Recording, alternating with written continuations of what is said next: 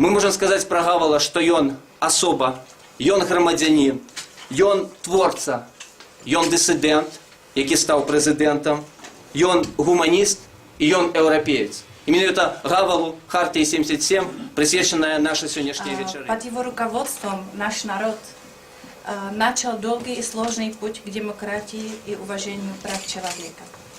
Его жизненный лозунг «Правда и любовь побеждает ложь и ненависть» стал символом бархатной революции 1989 года и лозунгом целого нашего поколения.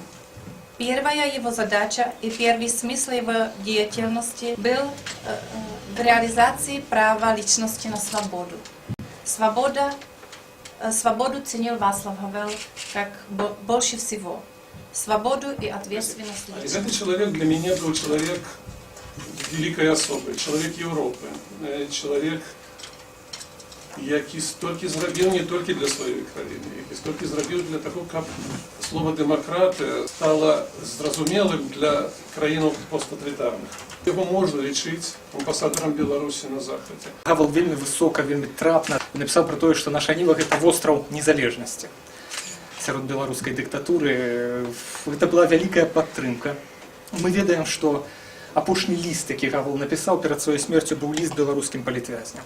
Апошні такі грамадскі жэст, які ён зрабіў, гэта было далучэнне да міжнароднага камітэту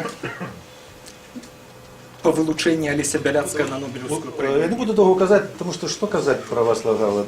Кристально ясно, да, что за человек. Кристально ясно. Это великий чех, великий сын не только Чехии, але всего свету.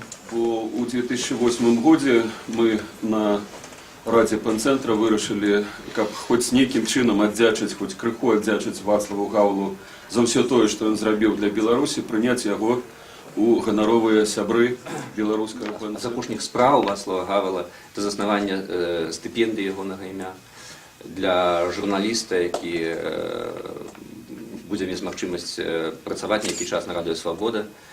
І Václav Гавал настаяў, каб першым, хто атрымае гэтую стыпендыю, быў беларускі журналіст. Ён хацеў яшчэ раз прыцягнуць увагу вельмі шырокай міжнароднай сусветнай супольнасці на праблемы палітвязняў. Для нас ён нейкая велічыня, з якой параўнацца можа мала хто, а можа і ніхто увогуле.